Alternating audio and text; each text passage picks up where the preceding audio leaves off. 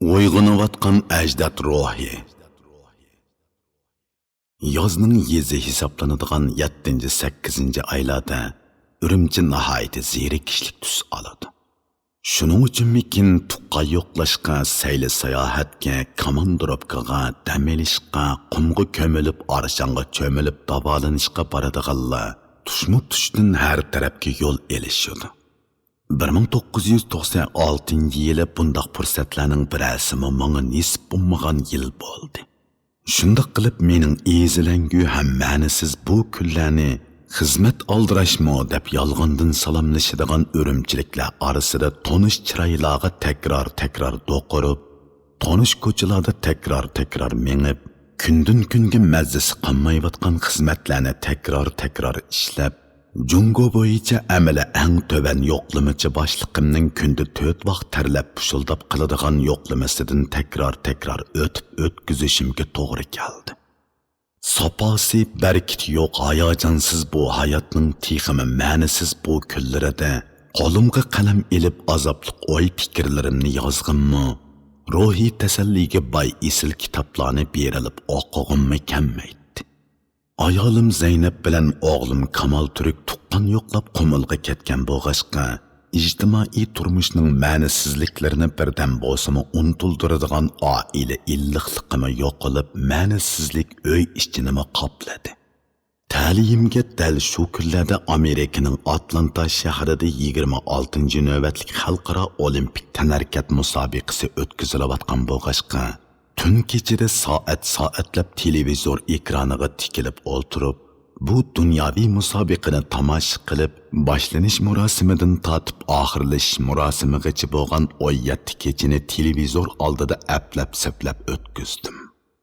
Bu qitimqi olimpik tanarkat musobaqasining muqaddas mash'ilini Amerika nufusining 12%ni egallaydigan qora tanliklar orasidan chiqqan Dünya ig'ir darajaliklar boks musobaqasining sobiq chempioni, Dünya boks shohi 54 yoshli Muhammad Ali Parkinson kasali tufayli lag'ildab turgan qo'llari bilan tutashtirganda kishi qalbini hayajonga soladigan bu manzaradan unutilg'isiz ta'sirotga cho'mgan edim. Keyingi oqshomlari g'alaba qilgan mohirlarning bo'yniga oltin medal esilganda, oltin medal olgan davlatlarning bayrog'i muzika sadosi ichida ko'kka ko'tarilganda, yuz minglagan tomoshabinlar g'alaba qilgan mohirlarga olqish sadolarini yanglatib asabiylikdan xudini yo'qotganda, men bo'lsam televizor ekrani oldida yomg'irda qolgan cho'chidek shumshib o'ltirib, chanoqlarimdan purpur yosh quyilgan holda hasrat va havas bilan o'xta tatdim. Qalbimda bir ulug'vor qizg'inish cho'qon salatdi. Yurakimni otash kabi armonlar puchilaydi.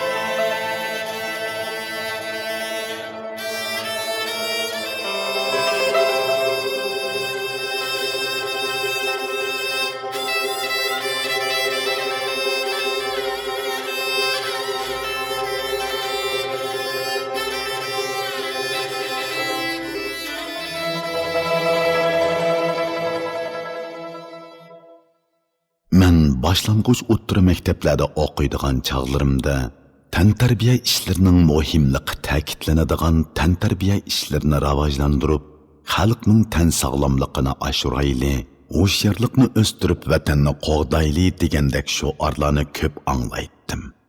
Nima uchunkin bundaq yaltiroq shuarlar menda tantarbiya ishlariga nisbatan hech qanday qiziqish qo'zg'ayanmaydi. Cho'ng bo'lgancha gazet jurnallardan tanarkat bilan shug'ullanishning tan sog'lomlikka olib keladigan foydasi to'g'risidagi ajoyib tajriba va faktlarni o'qidim. ularda kishilarning chiniqish va jismoniy emgak bilan shug'ullanganda badanidagi har xil a'zolarning yaxshi fiziologiyalik holatda turadiganligi, kasalga bo'lgan qarshilik kuchining kuchli bo'ladiganligi, shunga yetarlik harakat miqdorini o'rinlashning to'limi zarurligi ta'kidlangan. Hatto olimlarning tajriba qilish orqali yova toshqinning umri 15 yildan yuqori bo'ladiganligini, uy toshqini bo'lsa 4-5 yilli yashay oladiganligini, yova pilning 200 yildan ko'proq umr ko'radiganligini, ammo hayvonlar bog'chisidagi pilning 80 yil atrofida yashay oladiganligini, podi itining 27 yil yashay oladiganligini, ammo uy itining odatda 13 yilli yashay oladiganligini isbotlab chiqqanidek qiziqarli tajribalar ko'rsatilib, yovvoyi hayvonlarning oziq izlash va dushmanidan mudofialanish uchun qiladigan harakatining miqdori uyda beqilgan hayvonlarninkidan zo'r darajada ko'p bo'lg'achqa bu hol ularning umrini uzartishga sabab bo'lganligi tushuntirilgan. Tantarbiya faoliyatlari bilan shug'ullanishning insonning salomatligiga keltiradigan foydasi kishini qil sig'maydigan darajada qoyil qiladi.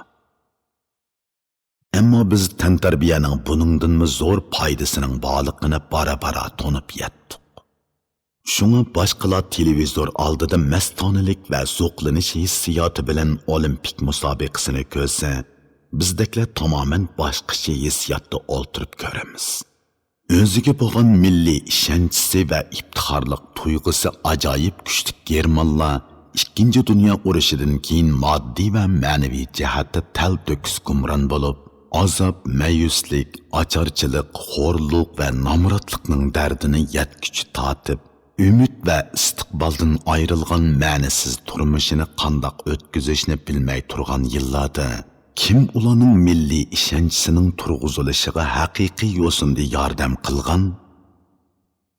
Shubhisizki, germanlar bu savolga birdek milliy qahramon Fritz Walter deb javob beradi. Fritz Walter 1950-yillardagi dunyoga mashhur futbol cho'lpani. Ayni yillari u o'z komandasidagilarga yetakchilik qilib o'ynagan har bir maydon futbol musobaqasi Germaniyaliklarning turmushidagi birdan-bir ko'ngil etish edi. Fritz Walter va uning sabdoshlari yakshanba kunidagi 90 minutda o'ynagan to'p millionlagan germaniyaliklar uchun aytganda kinoxona, qahvaxona va musiqa zalining o'rnini olgan. Fritz Walter 1954-yili Germaniya komandasini boshlab Shveysariyaning poytaxti Bernda o'tkazilgan dunyo lo'nqisi musobaqasining chempioni bo'lib, germaniyaliklarning mag'lubiyatlik urushdan keyin o'ziga bo'lgan milliy ishonchisini turg'izishiga mo'ljalligisiz tuhfa qo'shgan. Bu paket bizga tanarkatning biz tarbiya va tashviqotlarimizda tilga ep boqmagan texma qaltis ahamiyatining mubolig'ini tushuntirib beradi. Agar tanarkatning mushunda xosiyatlik ahamiyati bo'lmaganda edi, atom bombasiga ega bo'lganda hech qanday tantana qilmagan amerikaliklar 18 yoshli Muhammad Ali 1960-yili Rimda o'tkazilgan olimpik tanarkat musobaqasining yenik darajaliklar boks musobaqasida oltin medalga erishib davlatiga qaytganda, hukumat taraf aerodromga maxsus uni kutib olg'ili hurmat qorovullarini chiqarmagan, iftixorlik tuyg'usiga cho'mgan necha 10 minglagan qora tanliklar bilan oq tanliklar yo'lning ikki qasniqida turib tantana qilishmagan bo'ladi. Taqdir bir millatning o'ziga bo'lgan ishonchisini kuchaytib, iftixorlik tuyg'usini qo'zg'aydigan bundoq milliy qahramonlarni hammali xalqqa nisb qilavermaydi ekan. Chunki undoq milliy qahramonlar millionlagan, hatto milliardlagan kishilarga nisbatan g'olib hisoblanadigan bo'lg'achqa, bizdek sondimi, sapodimi nurg'unining kaynida qolgan bir millatning bundoq milliy qahramonlardan tamoyimizni yo'q edi. Faqat boshqalarga havaslanib qarabla turatdik. Chunki Yipak yo'li xarablashgandan buyonqi bir necha asr mobaynidagi tarixning tugamas tasqashlari, rahimsizlik bilan takror ahmoq qilishlari bizni jismoniy va ruhiy jihatda so'zlab tugatkusiz kashmishlarga mubtalo qilgan edi. Lekin paxtaning ichida cho'g' saqlaydigan taqdiri ilohiy milliy vujudimizdagi necha ming yillik hayotiy kuchga boy irsi genning undaq o'ng'ay yo'qolmaydiganligini isbotlab berdi. Ayni chog'larda O'rta Osiyoning bepoyon kengliklarida davron surgan Hon chavandozlarning vujudida voyaga yetgan bu xil irsi gen bugungi kunda tanarkat munbirida o'zini nihoyat tezla namoyon qildi. Boturlikqa, tavakkulchilikka, riqobatchanlikqa, xiristchanlikqa, ho'shyorlikqa to'yingan, ammo tarixning chang to'zonlarida ko'milib qolgan bu milliy etnik ruh 21-asrning g'aribisida yangi boshdan uyg'onishga boshladi. Talant va iqtidorni namoyon qiladigan fursat tug'ilib edi. Mushu bir yil ichida xalqimizning qahramon o'g'illari Abdushukur bilan Odil boshlarga Jongo boks shohi va dunyo bo'shliq shohi degan tojni kiyishdi. Yoshurun kuchga boy bu millatning fursat va tanlash imkoniyatiga erishsala o'zining hayotiy kuchini namoyon qila oladiganligi yana bir qitim isbotlandi. Fursat va tanlash talantning gullarini poraklatadigan muhim shart. Fursat va tanlash imkoniyati bo'lmagan muhitda olamshumul talant egallarimi odatdagi kishilardan ancha farqlanmagan holda odatdagicha yashab to'pi ostiga kirib ketadi. Nima uchun nomi tilloda daston qilinadigan qo'mondonlarning hammasi dunyo tarixidagi muhim urushlar bilan munosabatlik bo'ladi? Jo'g'ilyan bambuksarlikdagi kapisidan chiqish fursatiga erishamagan bo'lsa, tarixdagi talay nomsiz talant egallaridek izdiraksiz ko'milib qolmasmidi? Sodir Palvon Sulton A'loxon boshlagan qo'zg'alonga qatnashish fursatiga erishamagan bo'lsa, odatdagi bir mahallaviy lukchak palvon bo'lib qolmasmidi? U chog'da avlodlar hargizmi elibdani o'rgangandan boshlab uning nomini yodlamagan bo'ladi. Shunisi hammaga ayonki, Sodir Palvon hargizmi tug'ma milliy qahramon emas. Balki kuchtingurligi bilan yurt so'raydigan odatdagi nochilarga o'xshash nochiligini qayerda namoyon qilishni, pam-parostini qayerda joriy qildirishni bilmagan odatdagi bir mahallaviy lukchak palvon edi. Shunga shoir Molla Bilal bin Molla Yusuf o'zining mashhur dastoni Kitobul G'azot dar mulk Chinda Sodir Palvonni bor erdi o'shul jangda ayyor kor, bag'oyat harf duz ro'zgar. Birov qalmagan erdi qaqshatmagan, bir o'y qalmagan molini olmagan. 3 o'g'li atasi aroqchi edi. Aroqchi edi ham qaroqchi edi. O'g'rilik qilib kechalari uymagan, faqiru g'ani molini qo'ymagan. Sipohlarga ham zarra bo'y bermagan, xotun olsa yurtiga to'y bermagan. Bu ayyorning oti Sodir edi, yomonlikda chun raidi shotir edi deb ta'riflagan.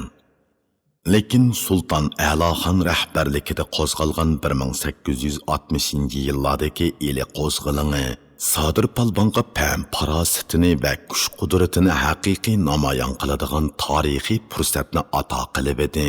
Necha qitim hujum qilib necha yuz odam o'libmi alanmagan bayonday sepili bilan kura sepilini Sodir Palvon 3 o'g'li bilan buzib tashlab, tariximizdagi nomi o'lmas milliy qahramonga aylangan. Albatta urush bo'lmasa Sulton Sodiq Bug'roxonninkidek arg'moq bo'lsimi so'ramga soladigan, O'g'izxonninkidek o'tkir nayza bo'lsimi to'nurga ko'say qiladigan, Chin Temir Boturninkidek misron qilich bo'lsimi chamg'ur oqlashga ishlatadigan gap. Shunga fursat va tanlashga erishish bakmi muhim. Shundoq ayta olamizki, 6 avlodidan beri davozlik bilan shug'ullangan Odilning ota-bobolarga Sansha bo'g'ozidan o'tish fursati nisb bo'lgan bo'lsa, bu shon sharafni Odilning ota-bobolari 1-2 asr ilgari qo'lga keltirgan bo'ladi. Tarix bu fursatni Odilga nisb qilib edi, u hamma kishini hayron qoldirgudek sur'atda Sansha bo'g'ozidan o'tib dunyoviy shaxs bo'lib qoldi. Odil bizning milliy qahramonimiz. U bizning faxrimiz. U 21-asrning g'arbisida uyg'onayotgan yoshurun kuchga boy milliy ruhimizning simvoli.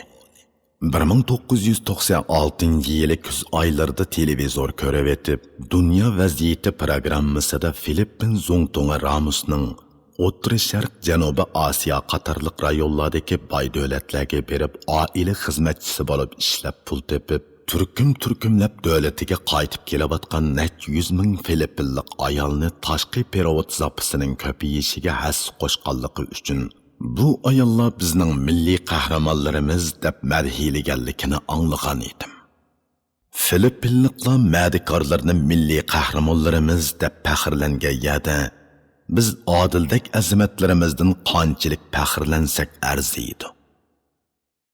Adil, batur, tavakkulchi va mag'rur ajdodlarimizning varisi. Uning baturligi bilan mag'rurligi menda o'zgacha ta'sirat paydo qildi. Hammaga ma'lum, Adil Sansha bo'g'ozidan o'tishdan ilgari televizor va radiolarda qilchi ikkilanmasdan Amerika tavallikidagi Kanadalik raqibi Kochraynni yengib etadiganligini ochiq-oshkora bildirgan. Atalmış kamtarlikka va ehtiyotchanlikka muxolif keladigan bu ruh dal ulug' ajdodlarimizning ruhidir. Bizning ulug' ajdodlarimizning o'ziga bo'lgan ishonchi nihoyat kuchli edi. Munosib keladigan mag'rurlikni o'zini chakinalashtiradigan odatdan tashqari kamtarlikdan ustun ko'radi. Turkiy xalqlarning Bismarki deb ta'riflanadigan ulug' donishmand vazirimiz Belgi Tunyuquq mangu teshiqi har qanday yerdagi xoqonliq xalqlarda mendek odam bo'ladi ekan. Ularda nima g'am bo'lsin, el tarish xoqon tirishmagan bo'lsa, men o'zim Belgi Tunyuquq tirishmagan bo'lsam, qopagan xoqon va turk sir xalqi tuproqida xalq odam inson bo'lmagan bo'ladi deb chakturgan. Ulug' olimimiz Mahmud Koshig'ariymi men shu turklarning eng so'zmanlaridan, fikrni eng ro'shan bayon qila oladiganlaridan, eng zeraklaridan, eng asosli qabilaga mansublaridan va jang ishlarida usta nayzavozlaridan deb maqtangan.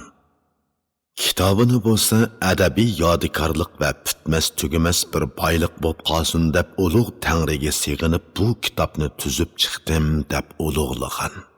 Hargizmi soxta kamtarlik va yog'lama so'zlarni qilib o'zini va o'z mehnatining qimmatini tövallashtirmagan. O'ziga bo'lgan ishonchisini suslashtirmagan. Ro'shanki o'ziga bo'lgan ishonchisi kuchli odamlar mag'rur va ruhliq keladi. Ularning g'alabasila emas, balki mag'lubiyatimi kishining havasini keltiradi. Shunga ajdodlarimiz ojizlarning niqobini taqab yurishni ravo ko'rmagan. Mag'rur va ruhliq yurishni, o'zini ifodalab yashashni a'lo bilgan. Adil Sansha bo'g'ozidan o'tishdan ilgari mana shundoq ajdod ruhini namoyon qildi. Biz shundoq ayta olamizki, agar Adil Sansha bo'g'ozidan o'tmay qolgan taqdirdami, bizga yanala uning jang e'lon qilishdan, xiris qilishdan, o'limdan qo'rqmaydigan botur ruhi meros qolgan bo'ladi. Tangrining qudrati bilan u Sansha bo'g'ozidan o'tdi. O'tgandimi kishini tong qoldiradigan zo'r g'alaba bilan o'tdi. Bu biz uchun to'limi ulug' ahamiyatga ega ish bo'ldi. Chunki bu orqali uyg'onayotgan milliy ruhimiz o'zining hayotiy kuchini oshirishda to'limi zo'r bo'lgan milliy ishonchga erishdi. Ishonchimiz komilki, uyg'onayotgan milliy ruhimiz pat arada fursat va tanlash imkoniyatidan mahrum bo'lib qolmasala, har qaysi tur va kasblar bo'yicha sonsiz odillarni vujudga chiqaradi. Chunki bizdek tarixiy kechmishga ega millat uchun aytganda, milliy ishonch kelajakdagi talay g'alaba muvaffaqiyatlarimizning xemir turuchi. Adil bu xemir turishning bir parchasini bo'shliqdan ep tushdi. Buning uchun Adilga minglarcha tashakkur. 1997 yili yezildi.